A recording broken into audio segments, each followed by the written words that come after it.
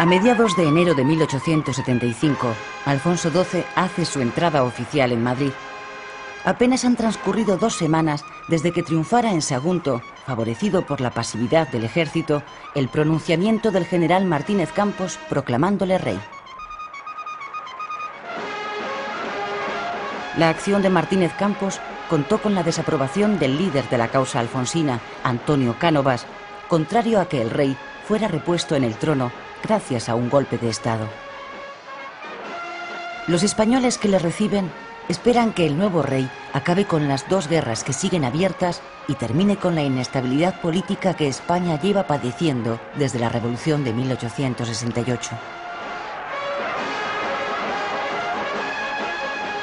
La restauración de los Borbones en el trono, 6 años después de su expulsión, ha sido posible gracias al trabajo político de varios años que Cánovas ha realizado en favor de la causa alfonsina.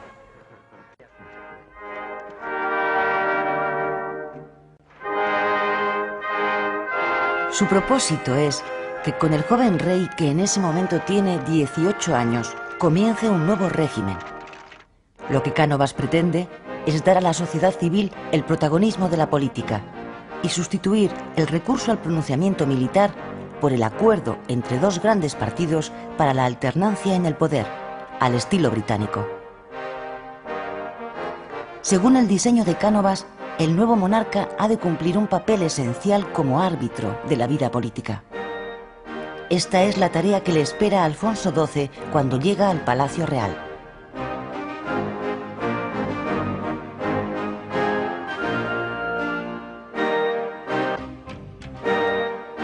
El sistema político montado por Cánovas está basado en el bipartidismo. 2 grandes partidos se alternan en el poder.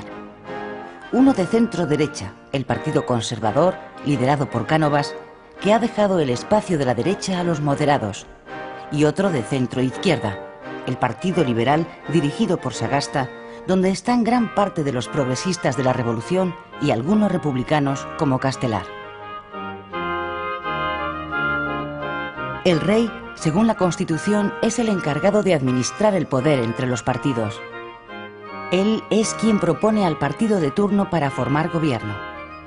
Si el partido llamado no tiene una mayoría suficiente en las Cortes, procede a disolverlas y a convocar elecciones con la seguridad de que obtendrá entonces una mayoría holgada. Nunca en todo el siglo XIX, desde que comenzó el sistema de elecciones, las perdió el partido que las convocaba. Son los gobiernos quienes hacen las elecciones y no las elecciones al gobierno. El ministro de la Gobernación, llamado popularmente el elector, es el encargado de cocinarlas a través de la red de gobernadores civiles del Estado. Pero basta ya, ¿vamos a ganar las elecciones, sí o no? Fuera miedo. Se gana. Claro, claro. Como usted me enseña, gobernador. Bien, primitivo. Muy bien. A su disposición. El último eslabón y el más decisivo de la presión que el gobierno ejerce sobre los electores son los caciques. Personas de gran influencia en su demarcación son los encargados de transmitir a una población mayoritariamente analfabeta, el 70% no sabe leer ni escribir, los deseos del gobierno de turno. La regla de oro aplicada por los caciques con su clientela electoral es: para los enemigos la ley, para los amigos el favor. Señor, márchate. Vete. Este cacique de Barbacana que anda amenazando al personal con partidas y matones para ganar las elecciones. Pero está listo porque aquí la gente no se deja amedrentar.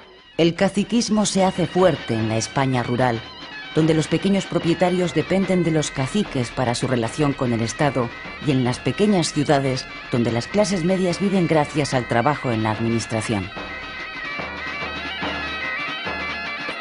¿Qué tal vais? Así. Este más tuerzo que no quita el ojo a la caja. Nada, voy a ver si me lo quito de encima. Servando Van a estar contentos los conservadores que no contigo, está ¿eh? en la lista. ¡Que no está! ¡Que sí que tiene que estar! Vamos, echa la papeleta y lárgate.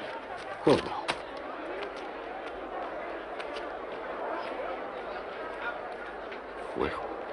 Fuego.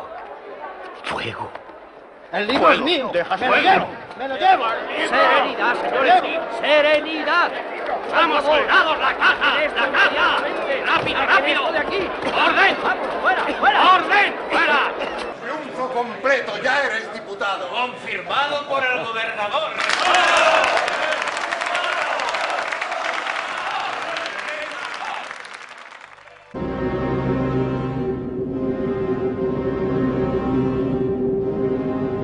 El país entero se conmueve en noviembre de 1885 con la prematura muerte de Alfonso XII, víctima de la tuberculosis. Tiene 28 años.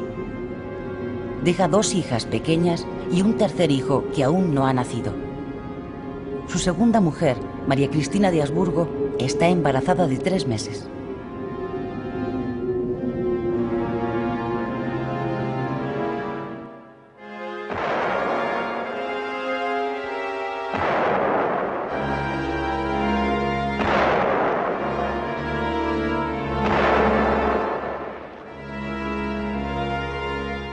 El sistema político puesto en marcha por Cánovas se va a poner a prueba con el vacío institucional que deja la muerte del rey.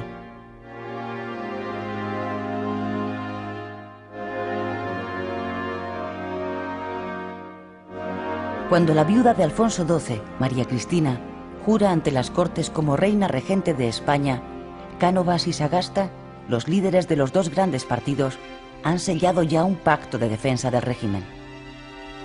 El trato refuerza el modelo bipartidista y garantiza la alternancia en el poder. Cánovas cede el poder a Sagasta. Se inicia así, de la mano de los liberales, la regencia de María Cristina.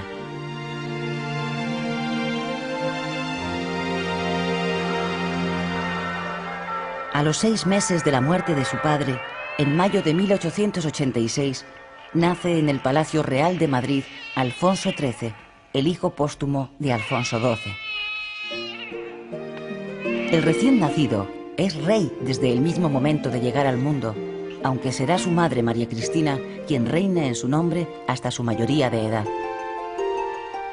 El nuevo rey es recibido por los españoles con expectación y alivio. Con alivio porque el nacimiento de otra niña hubiera favorecido de nuevo la sublevación de los carlistas, y con expectación porque Alfonso XIII está destinado a ser el monarca del próximo siglo, el siglo XX.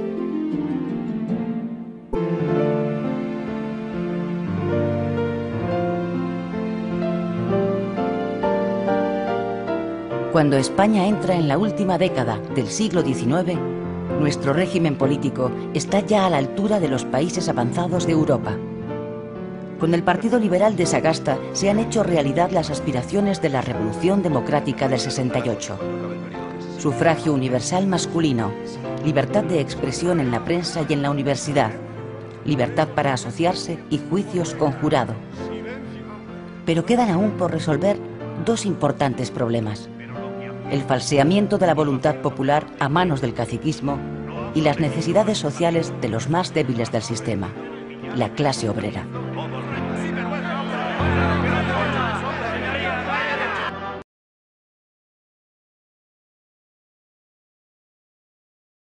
Un gobierno de transición presidido por Cánovas y formado por una coalición de derechistas moderados y alfonsinos designa en las Cortes una comisión de notables para que redacten una nueva constitución bajo la que puedan gobernar diferentes partidos.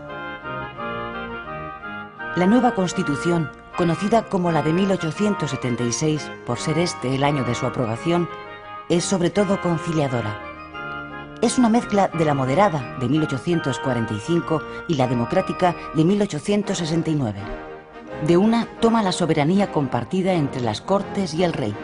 De la otra recoge la mayoría de sus derechos y libertades. Reconoce a la religión católica como la religión del Estado y al mismo tiempo tolera el culto a las demás religiones. Esta es hasta el momento la constitución más duradera de nuestra historia. Casi 50 años.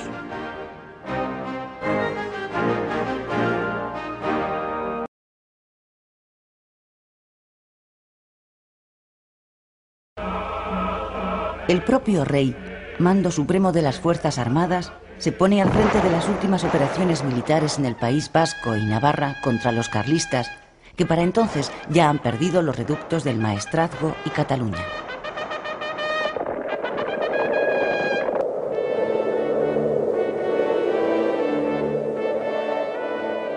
En febrero de 1876, los carlistas son derrotados de nuevo. Unos 15.000 de ellos, incluido su rey, Carlos de Borbón, emprenden el camino del exilio y marchan a Francia.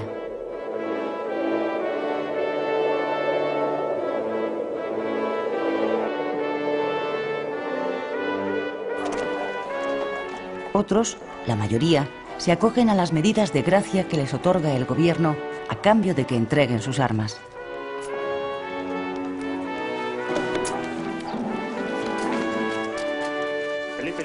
La derrota del carlismo es aprovechada por Cánovas para abolir definitivamente los fueros vascos y reforzar el modelo unitario y centralista del Estado. A partir de ese momento, los vascos tendrán que hacer el servicio militar y contribuir, como todos, a los gastos del Estado. Sin embargo, Cánovas, que busca la conciliación con la burguesía vasca, aprueba un concierto económico con las diputaciones que les da autonomía para administrar sus recursos e imponer tributos. De esta manera, las provincias vascongadas obtienen su autonomía fiscal.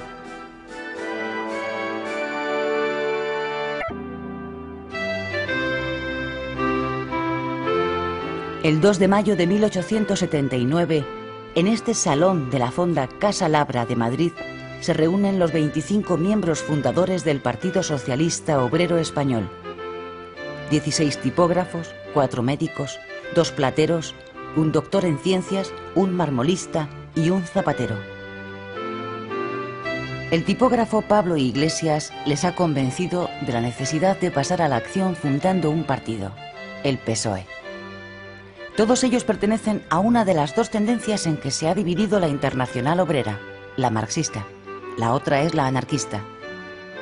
En su programa fundacional defienden la abolición de clases, la socialización de la propiedad y la ocupación del poder político por la clase trabajadora.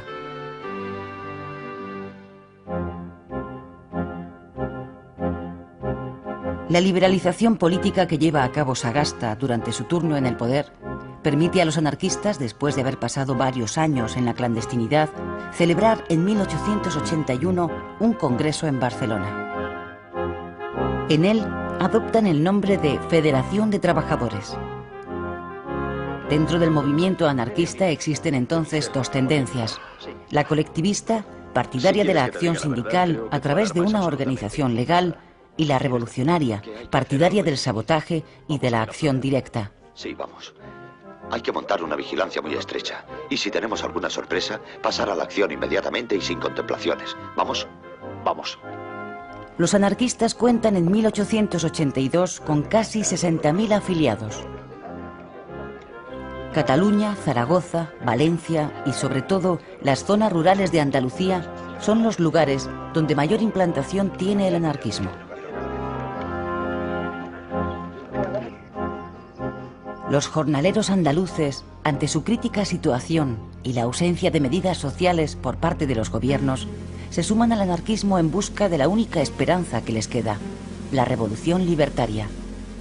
Los motines populares contra los propietarios de los cortijos empiezan a producirse. En medio de un clima de agitación creciente, en 1882 son asesinados en Andalucía 3 presuntos confidentes policiales. La Guardia Civil acusa del delito a una sociedad secreta anarquista, la Mano Negra. El proceso judicial contra la Mano Negra es el pretexto usado por el gobierno para desarticular las incipientes organizaciones anarquistas en España. Nunca se ha sabido quién estaba detrás de la Mano Negra. En la misma exposición de Barcelona, los socialistas celebran su primer congreso y fundan su sindicato, la Unión General de Trabajadores. La UGT se encargará de llevar al mundo del trabajo las ideas socialistas y de hacer frente al creciente poder de los anarquistas.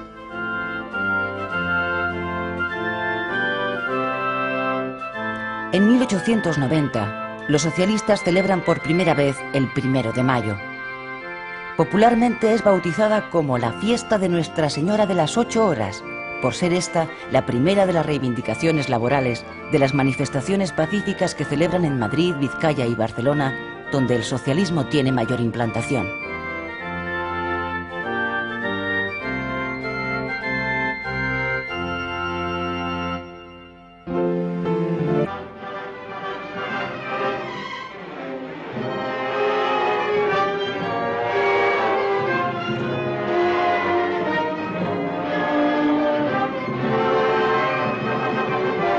Barcelona, 1893.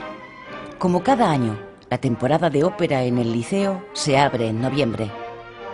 El año que está a punto de terminar ha sido especialmente trágico para los barceloneses.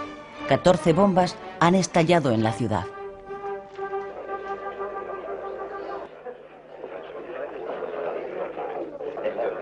El terrorismo revolucionario que un grupo minoritario de anarquistas, partidarios del sabotaje y de la acción directa, practica en Europa como método de acción política, se ha instalado en Cataluña. Hasta este momento, el atentado más grave ha sido el frustrado intento de asesinato del capitán general de Cataluña, general Martínez Campos. El autor, un anarquista detenido, juzgado y condenado a muerte, había anunciado una terrible venganza ante el pelotón de fusilamiento.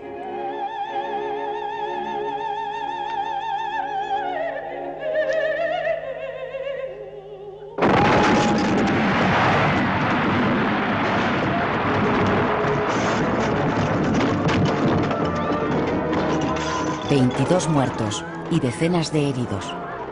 Esta es la venganza anunciada por el anarquista ejecutado.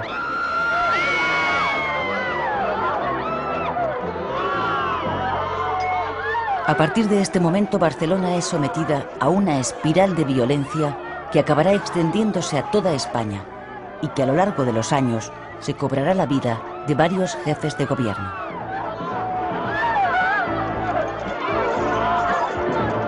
El país empieza entonces a poner nombre a un fenómeno que hasta ese instante desconocía: el terrorismo.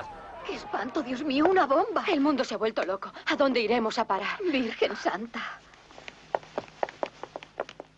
¡Extra! ¡Extra! ¡Continúan los atentados terroristas! ¡Extra!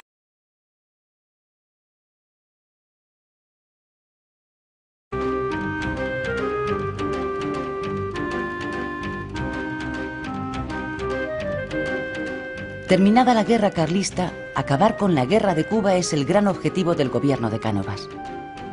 Con esa intención decide el envío de más soldados y nombra capitán general de la isla al general Martínez Campos.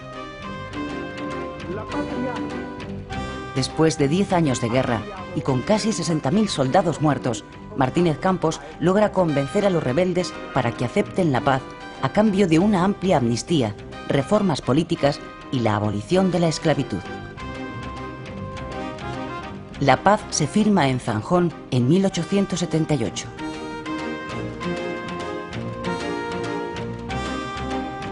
El general cubano Antonio Maceo, que no acepta la paz, se va al exilio. Los independentistas pierden el primer envite, pero la semilla del nacionalismo ha prendido ya en gran parte de la sociedad cubana.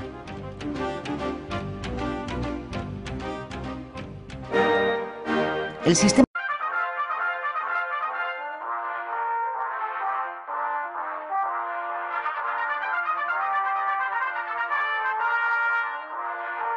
¡Extra!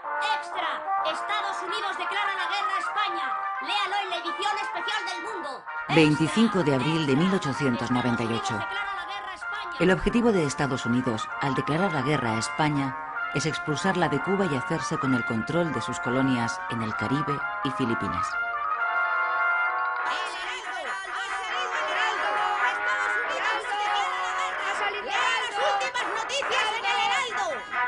La noticia no sorprende demasiado en España, porque en cierta medida era esperada. Unos días antes, el gobierno de Estados Unidos había dejado clara su posición. Habría guerra si España no le vendía Cuba. El precio que ofreció por la isla fue de 300 millones de dólares. El gobierno español, aún siendo consciente de la desigualdad de fuerzas y habiendo hecho hasta entonces lo posible por evitar la guerra, declinó la oferta. En la calle, la reacción mayoritaria ante la inminencia de la guerra es eufórica y patriotera. Casi todos dan por hecha la victoria contra los yanquis. Los periódicos se llenan de dibujos satíricos donde los estadounidenses aparecen como cerdos bien cebados o habitantes de un país de tenderos y comerciantes de poca monta. El delirio colectivo se instala en el país.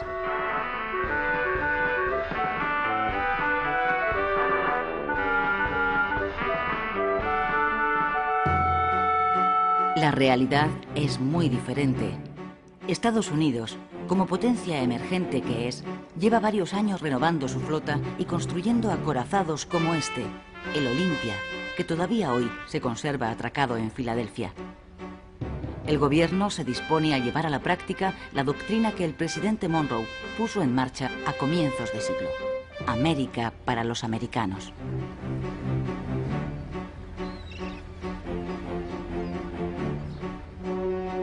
Cuba y Puerto Rico están a las puertas de Estados Unidos y al gobierno de Washington le venía molestando desde hace años atrás la presencia de una potencia extranjera cerca de sus costas. Sus intereses se vieron favorecidos a partir de 1895 con el estallido de una nueva sublevación nacionalista en Cuba.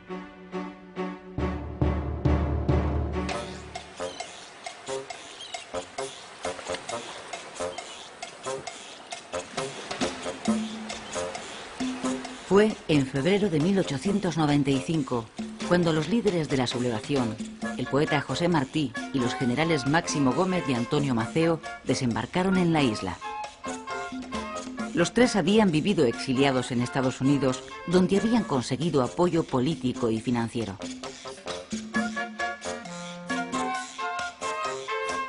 José Martí, hijo de padres españoles, nacido en Cuba, es el fundador del Partido Revolucionario Cubano, que será el motor de esta nueva guerra por la independencia de Cuba.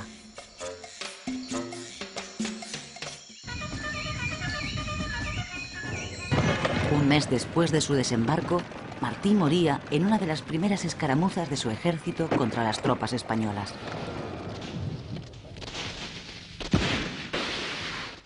¡Candela, coño! ¡Candela! En esta segunda guerra de Cuba se produjeron dos novedades respecto de la primera. Una, que los sublevados llevaron el conflicto a la zona occidental de la isla, la más rica, y arrasaron todo lo que encontraron a su paso. Se trataba de aplicar la táctica de tierra quemada. Uno de sus generales, Antonio Maceo, lo expresaba así: aniquilar Cuba es vencer al enemigo. La segunda novedad fue que Estados Unidos, que ya había penetrado económicamente en la isla, abandonó su posición de neutralidad y apoyó abiertamente a los independentistas.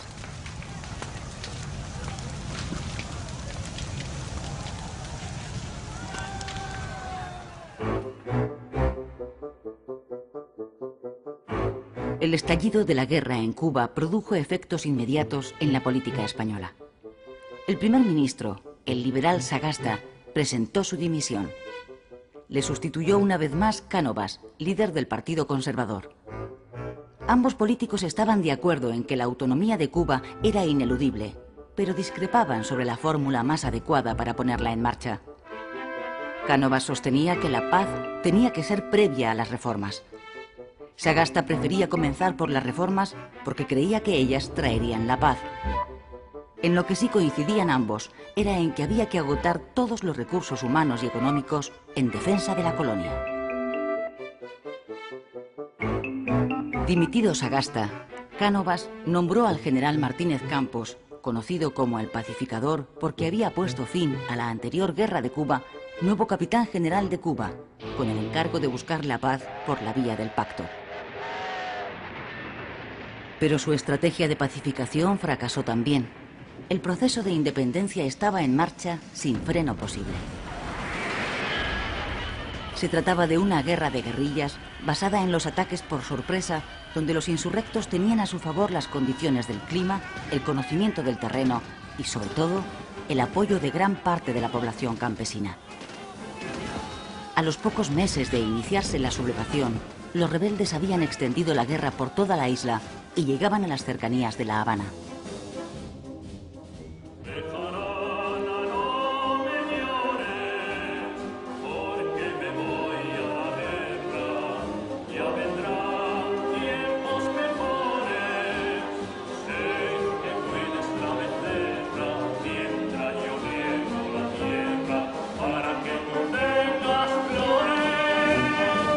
Miles de soldados españoles fueron enviados a Cuba. Las despedidas se convirtieron en manifestaciones de entusiasmo en medio de un clima de euforia nacionalista. Hasta 200.000 reclutas llegarían a salir de los puertos españoles con destino a la isla. Todos ellos tenían en común su origen humilde. A la guerra solo iban los pobres, los que no podían pagar los 9 euros, 1.500 pesetas de entonces, que costaba librarse del servicio militar. 50.000 de ellos morirían en Cuba.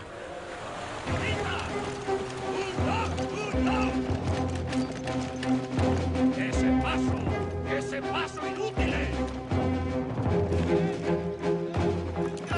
¡Nos van a cortar los huevos! ¡Soldados! ¡Viva España! ¡Viva! ¡Viva Cuba española! ¡Viva! Fracasada la vía de la negociación, Cánovas nombró al general Valeriano Bayler nuevo capitán general de Cuba. Bayler, que gozaba de gran popularidad en España, fue elegido por su reconocida capacidad para responder a la guerra con la guerra. Don Valeriano Bayler. El gobierno necesitaba ganarla lo antes posible, ante el temor de una intervención de Estados Unidos, que de momento se estaba limitando a apoyar a los rebeldes.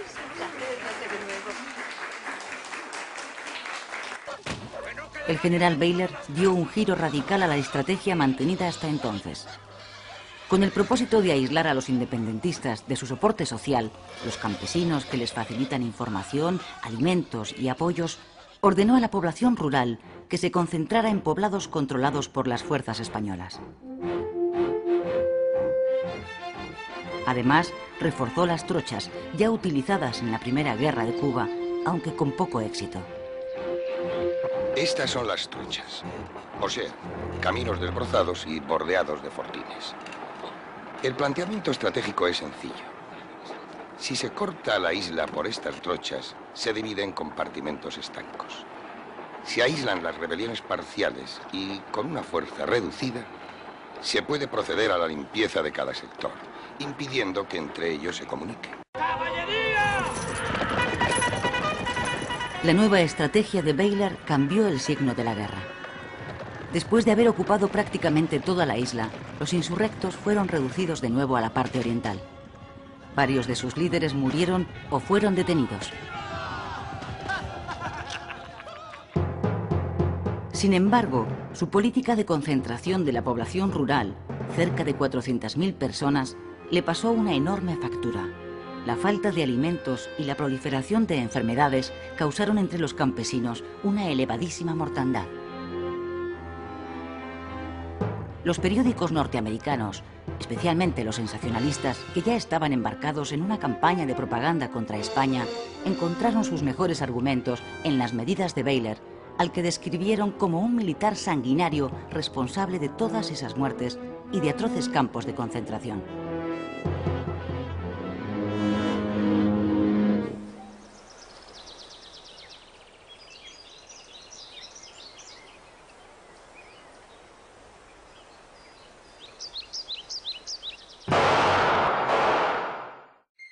Agosto de 1897. El presidente de gobierno, Cánovas, es asesinado en el balneario de Mondragón, donde veranea. El autor es un anarquista italiano que actuó solo. Todavía hoy continúa siendo un enigma quién estuvo detrás del magnicidio.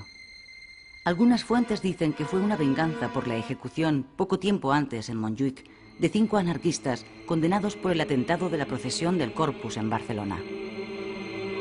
También se ha especulado con la posibilidad de que interviniera alguna trama con intereses en la crisis de Cuba. El asesinato de Cánovas produjo un vuelco en la situación política española. En un intento de apaciguar a los Estados Unidos, Sagasta, el nuevo presidente, destituyó a Baylor. Además, concedió a la isla una amplia autonomía. Sin embargo, tanto la guerra como la presión de Washington continuaron.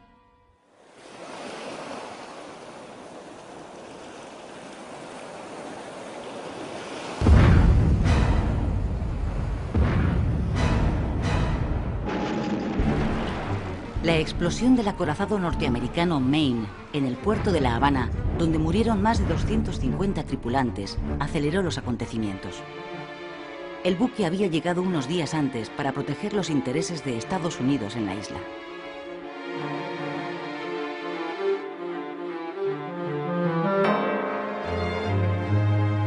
Las últimas investigaciones apuntan hoy a un accidente como causa de la explosión. Pero la reacción de la opinión pública norteamericana fue unánime. Se acusó a España de sabotaje. La prensa exigió represalias a su gobierno e incluso ofreció una recompensa a quien descubriera a los autores, por supuesto españoles, de la tragedia. A España ya le resultaba casi imposible evitar la guerra.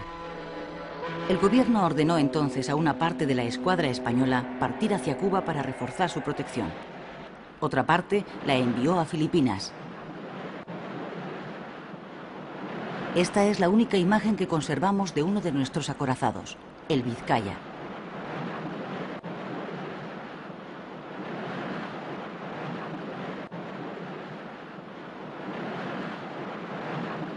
¡Extra! ¡Extra! ¡Estados Unidos declara la guerra a España! ¡Extra! ¡Extra! Con la declaración oficial de guerra a España, en abril de 1898, Estados Unidos se dispone a poner en marcha su proyecto imperialista. Al gobierno español, consciente de la desigualdad de fuerzas, no le queda otra solución que aceptar el duelo, presionado también por el clima ultranacionalista que domina al país. El 1 de mayo de 1898, España sufre la primera derrota. En Cavite, Filipinas, la flota española es literalmente barrida por la norteamericana. Esta es la bocana de la bahía de Santiago de Cuba, donde tiene lugar el 3 de julio la batalla decisiva de la guerra.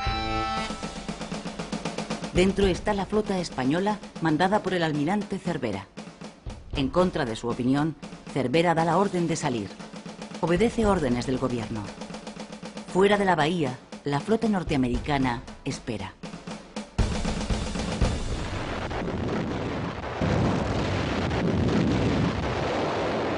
Tras 4 horas de combate, la escuadra española sufre una derrota aplastante. Sus 7 barcos son hundidos o apresados. Mueren 350 marineros españoles, norteamericanos 1.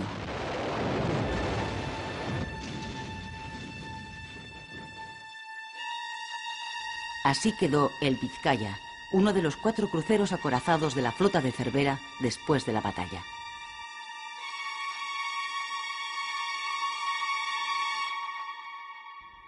Tras la derrota, el desastre se precipita. 3 meses más tarde, en octubre de 1898, España firma en París el Tratado de Paz por el que reconoce la independencia de Cuba y además cede a los Estados Unidos, Filipinas y Puerto Rico. Es el fin del Imperio español y el comienzo del Imperio americano. Consumada la derrota, los 150.000 soldados supervivientes emprenden el regreso a España. Son héroes anónimos de la primera guerra relámpago de la historia. Ellos, que fueron a la guerra porque no tenían el dinero necesario para librarse de ella, son las auténticas víctimas del desastre. Esta injusticia es el germen de un creciente sentimiento antimilitarista en la sociedad española.